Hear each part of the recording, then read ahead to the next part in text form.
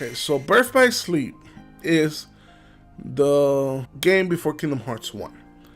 What happens there is that you have this person named Master Xehanort, which is the main guy. Remember that I keep telling you there's a Heartless, there's a Nobody, and then there's a main guy? Well, the main guy, his name is Xehanort, okay?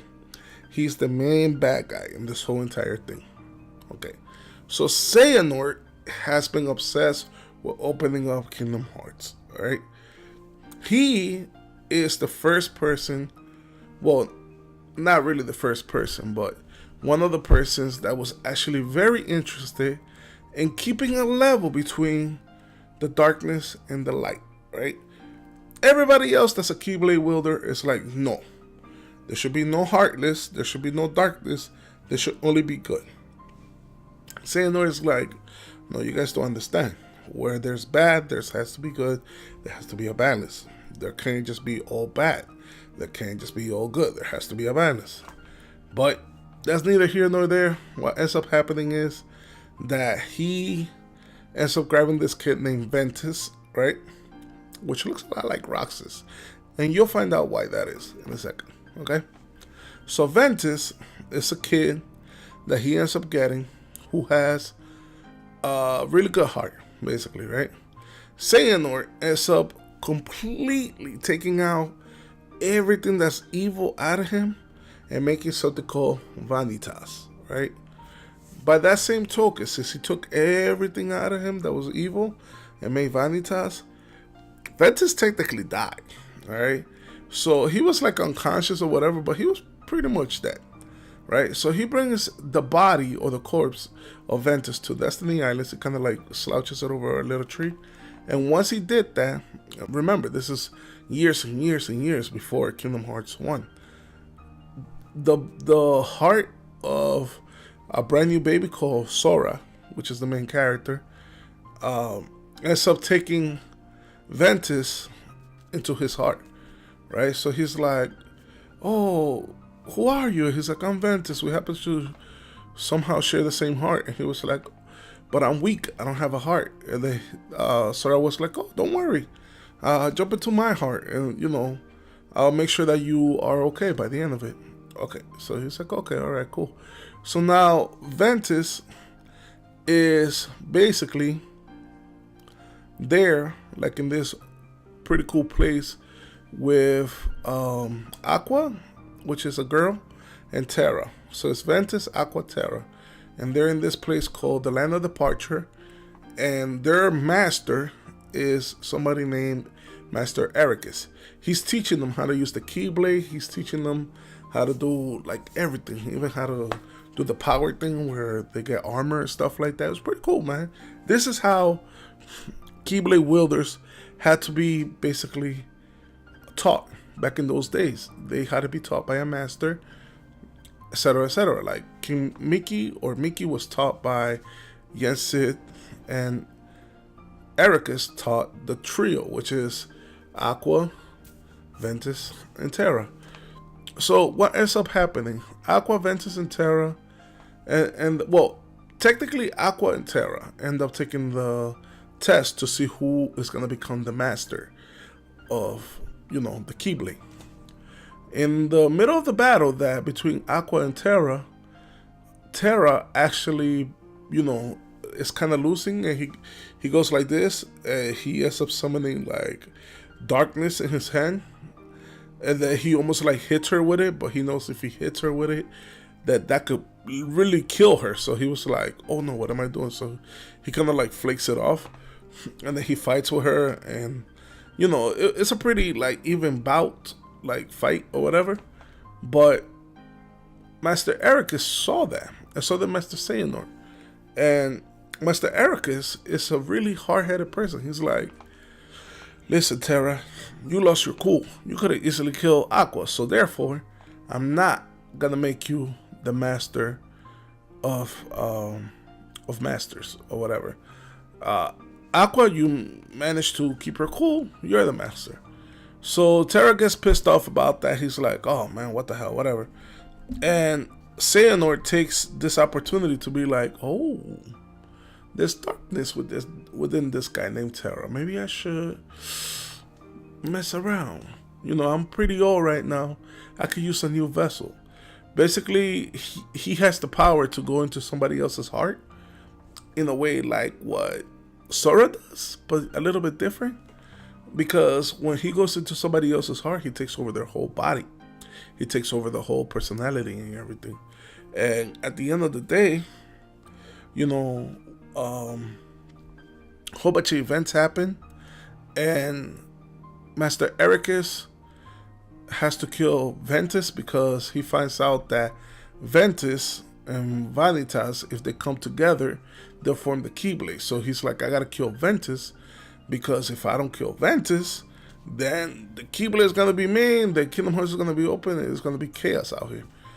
So as that is happening, Master Xehanort is smart as crap, man. He's like, hey, listen, I don't know about nothing, but I heard that Master Ericus was trying to kill your boy Ventus. And then Terra's like, what? He's trying to what?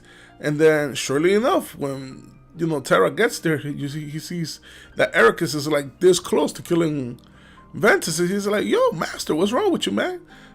And then Master Ericus is like crying. He's like, you don't listen. And then they end up fighting, and Terra ends up killing Master Ericus, which is like a father to him. And that just sends him like I'll put it to you this way, like that's the thing that made Darth Vader into Darth Vader. Well, this is the thing that made Terra into Xehanort, basically. This is the last straw that like completely turned him evil in a way, right? So they all end up in this place called a Keyblade Graveyard, which has to do with a whole other story. I'm not gonna get into that.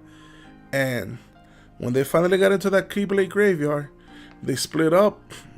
Terra was fighting basically Master Xehanort, and Aqua and Ventus were fighting Vanitas, right? You've seen the clip many times. This is what happened, basically.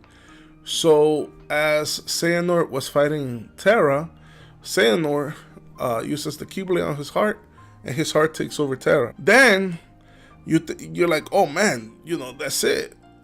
Master Xehanort won this battle because he ended up taking over Terra.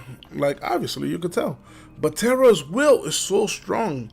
He didn't take over him 100%. He just partially took over him or whatever, right? So anyways, long story short, Aqua ends up fighting Terra, or Terra Xehanort, and she ends up falling into darkness and pushing him out of the darkness. I don't know how to explain it myself, but basically that's what ends up happening. And then finally, we'll get into Dream Drop Distance. And yeah, that will be the end of this. Basically, in Dream Drop Distance, which is the last game before Kingdom Hearts 3, you find out that Riku and Sora are actually taking the test to become the Master of Masters, or the Mark of Mastery is called, okay? So what ends up happening is that Sora and Riku end up taking this test. They go into the sleeping world, right? In the sleeping world, there's things called nightmares, and there's things called dream eaters, right? The dream eaters are the good people, and the nightmares are basically the bad people or whatever. They're like the bad version of a dream eater, right? So anyways, long story short, oh my god, I don't even know how to like explain this down. You find out in this game specifically that the original Master Xehanort wanted to make Organization 13 for one sole purpose. He wanted to make every single person that was in Organization 13 into a version of himself. If he was able to do that, right? If he was able to make each and every single person into a version of himself, then he was going to be able to open up Kingdom Hearts, because there's 13 of darkness and they will fight 7 of lights. This is something that was written in a book a long time ago. It said that basically 13 of darkness will fight 7 of hearts, and darkness will prevail. Like darkness is gonna win over that thing and open up Kingdom Hearts. All right, so that's something that's there. On that land shall darkness prevail and light expire.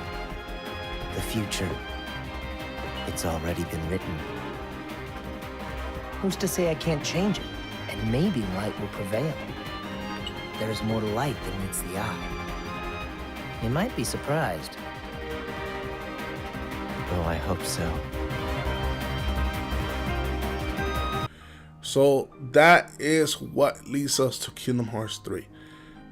Basically, you know every character, hopefully, and I hope that you guys understand what I was talking about. This turned into a really long video. I try to make it as short as possible, but I do hope that you enjoy this video. If you did, make sure that you hit that like button, and make sure to share this with your friends. Maybe they'll understand more or less of what's going on with Kingdom Hearts before Kingdom Hearts 3. Alright, that is my eyes on exactly what Kingdom Hearts 3 is. Of the events that happened before Kingdom Hearts 3. So hopefully it will not confuse you as much. I'm pretty sure it's still going to confuse you because there's a little things here and there that I may not have touched upon, but that is the fastest possible way that I can explain it to you guys. Hope that you understood. If you have any questions, let me know in the comment section below. I will try to fill it in. I will try to explain everything to you guys. Okay? Alright, so that's it. That's my explanation on the events before Kingdom Hearts 3. Alright guys, make sure to hit that like button, subscribe to the channel, hit the bell. Remember, stay happy. Have a nice day. Yeah.